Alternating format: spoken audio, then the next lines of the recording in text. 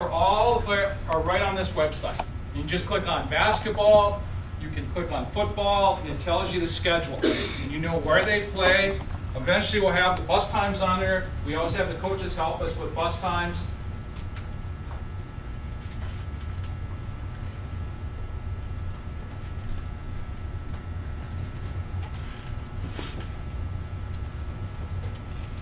Tells when the game is, where it's at. If you click on Emmanuel Lutheran, you'll have a map to how to get there. And so it's a way for you to keep track. That's right on that website. When you get to that, from our school website, and you just click right on sports and activities, and then there's another hyperlink, and you just click right there and it gets you there. Gets you right to that area. You can keep track of the games. Instead, I'm just learning. It's been a couple years. I'm still learning this program and how to do things correctly. And it's one of those programs that when I put it in, every other team in our conference sees it. So I've got to be very careful to do that. So I'm doing my best to try to keep up with that. We also have a district calendar.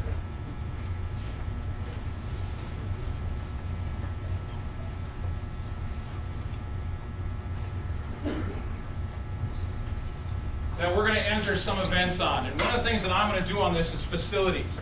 We have a lot of people using our gym. We have a lot of people using our football field, our commons.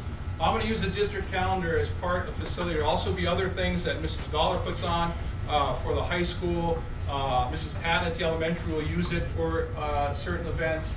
Our teachers may want to be able to put some things on there, but this is more of our district calendar. And this will be available on that too. So that's a good way for you to keep track of some things that take place at school.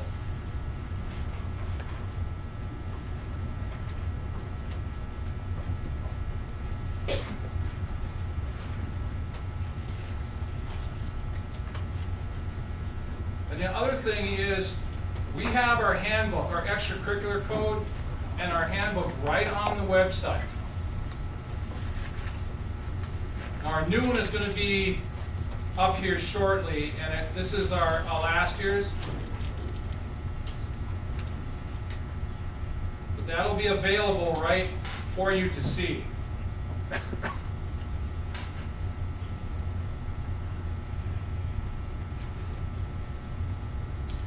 This has everything that you need to know about rules and regulations for your students.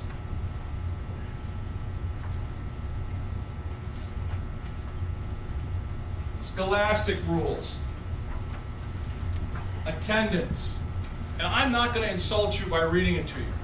You're very capable of doing that on your own, but you're responsible for the material that's in you. And I highlighted this because this is something that we deal with sometimes. And we've changed it this year.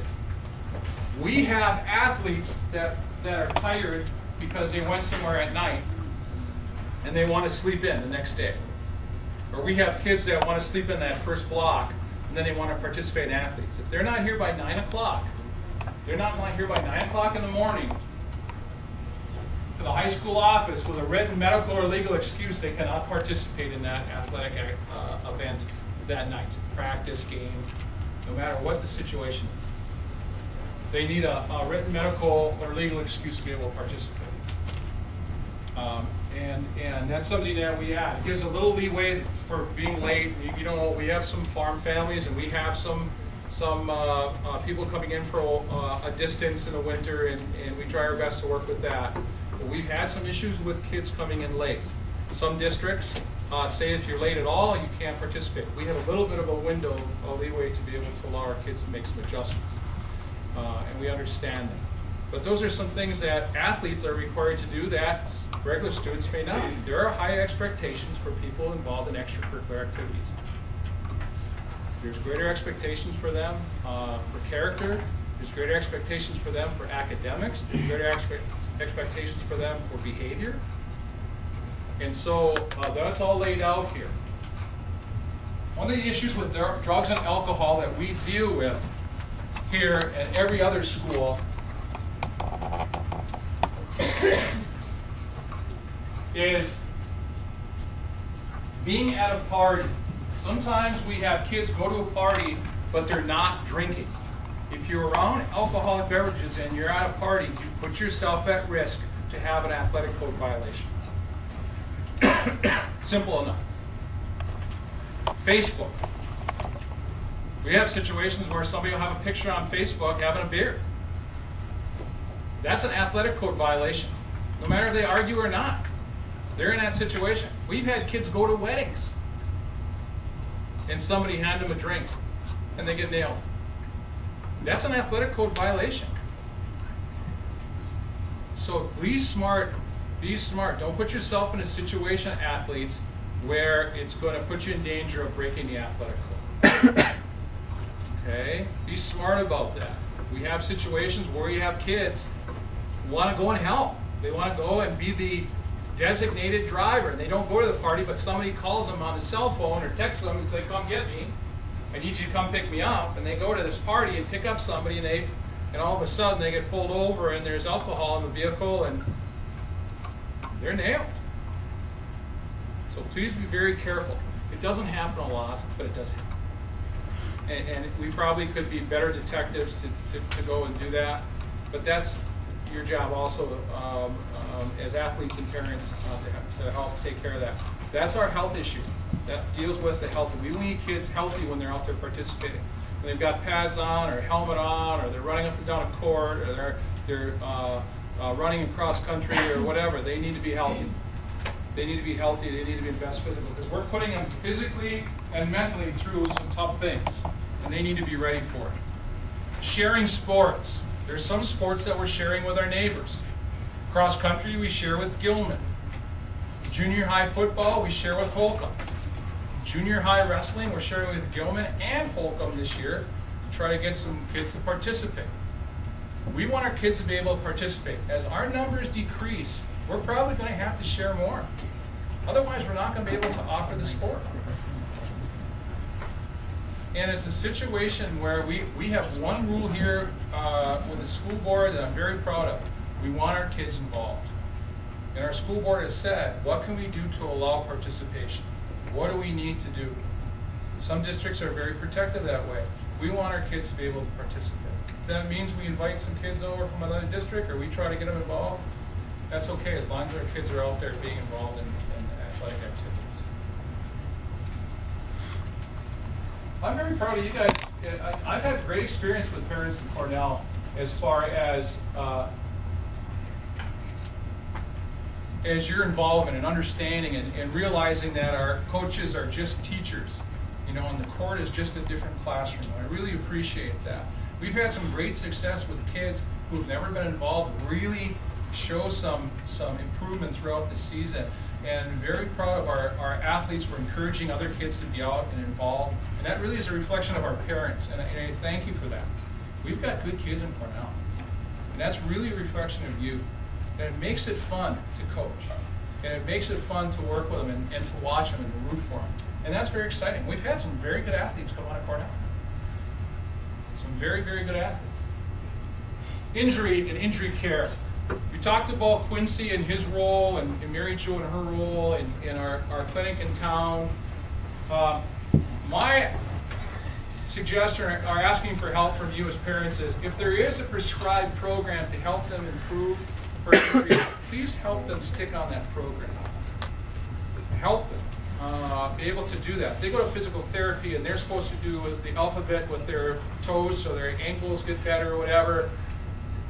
Help them do that, because we do not want them out there injured. We have a gym floor that is usable gym floor, but it is not a very comfortable gym floor. And it's hard on legs. And sometimes we have shin splints. Sometimes our kids get shin splints, and I know some of our athletes are nodding their head right now that gym floor can be pretty hard on the legs. Sometimes they're going to have to go in and ice it down, and they're going to have to elevate, and they're going to have to do the things to get better. But that's something we need to make sure we try to do, is some preventative things as well. We have some classes here at school that try to help with lifelong physical development. We have some weightlifting classes and a female body sculpting class and a yoga and Pilates class. And I'll tell you, sometimes they say, well, yoga, Pilates. Talk to any of your athletes that have participated in that, the ability to be flexible and to have that stretching and that health is really great, and that's a lifelong achievement. So that's something that we want our kids to be involved in as far as staying healthy for life, and that's what we're hoping that our coaches do as well, is to continue to have those kids realize that this is a lifelong pursuit. Just because they're playing football, they're probably not going to play football after high school. I hate to tell you guys, but the chances are not going to be very good when you do that this year. They're very, very good. We're lucky enough we have 2 this year that are going to go on and play. But some of the things that you're going to learn in football is going to be able to have you healthy lifelong. So those are some things that we want to do. Equipment. And I'm almost done here, but equipment. Don't wear your jerseys around town. Don't wear your uniforms around town or your practice top around town. If we see that, we're going to take it. It's hard to pay for athletic equipment. And you pay for it as parents, and we try to tell our athletes about equipment, but it is hard to replace a jersey. It is hard to replace a pair of shorts because many times you can't match the colors the right way because the dye lot is different, or they don't have that type of uniform anymore. And we don't want somebody wearing a different kind of uniform out there. That's really embarrassing to do that. Parents, when you wash your uniform, make sure that you follow the directions on how to wash it. We've had some pink tops, and that's kind of embarrassing to have people do that. But we really, it's expensive. Uniforms are very expensive. And we want to do our best to take care of it. We require our coaches to take care of it well, and we ask that you do that. And it's not uncommon at the end of a sport for me to get a list of kids that need to turn in some equipment or turn in some uniforms, and we bill it on their fee list until those come in. We try to help sometimes to make it easy to do, but we have to be able to do that because otherwise we have less people that will be able to participate. And we want to thank you for allowing us to be able to give them uniforms and to do some things out there. So, and that's one of the reasons we have that fee list, to be able to pay fees. We've had problems collecting. We've had problems collecting money, and that's why we say all fees have to be paid before you participate. We've had people at $400 and $500 in the past with bills to be able to do that. It's really the only way that we can try to collect some of that. So you'll hear us say everything needs to be paid before they can participate.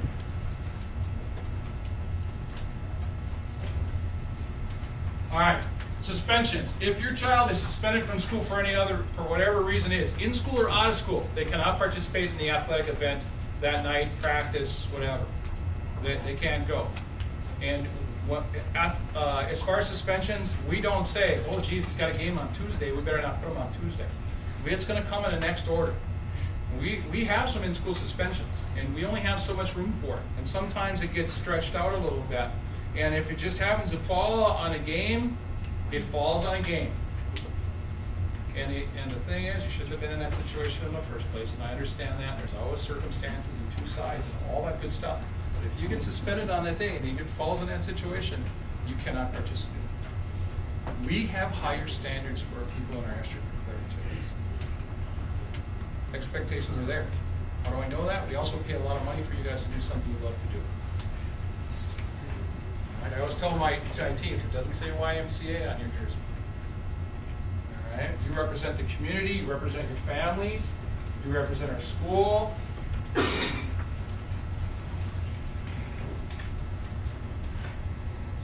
Weight room. We have some new equipment, and I'm very glad that took place. I'm very proud of our board and Dr. Schley and our coaches to push for that. Like I said, we use it in our curriculum as well as in our athletic facilities, and it's not just guy related. Our girls have it set up to do that, and we expect them to go down there and be healthy, and part of being an athlete is to be physically fit, and so we expect them to do their best to stay that way. Coach Brayton has been opening up the weight room in the mornings. We have quite a few people coming in. We'd like more coming in. But it's a way for them to be healthy. So sports has become a year-long situation. And we know that that's hard on the parents. We know it makes it, but to be competitive, that's just the way it is.